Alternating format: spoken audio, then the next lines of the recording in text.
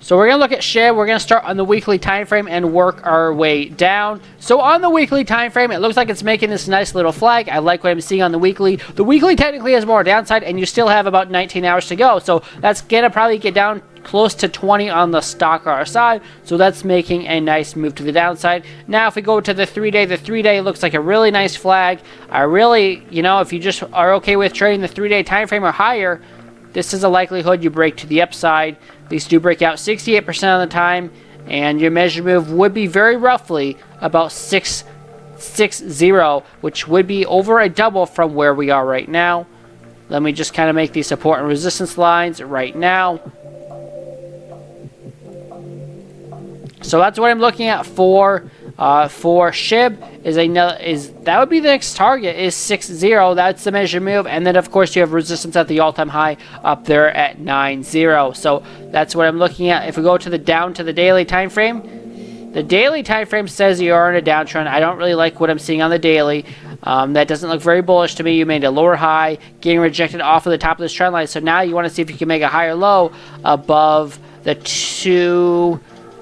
the 18 level. If you can do that, that's a good sign for a move to the upside. But otherwise, SHIB looks kind of bearish to me shorter term. The 12-hour chart on SHIB is oversold. Now the 12-hour chart is interesting to me because that's making a higher low. The previous low was, again, 18, and now can you make a higher low at 2.4?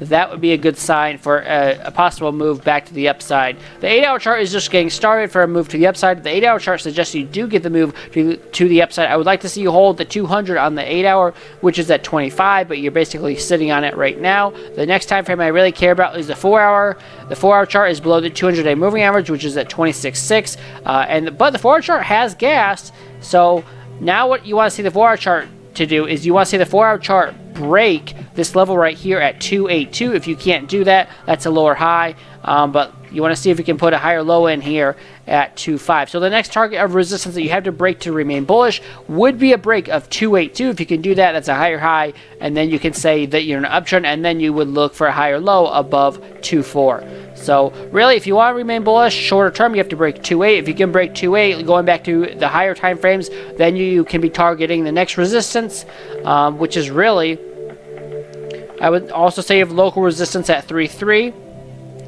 on the smaller time frames, and then if you break that, you could be targeting probably the measure move up to 4.5.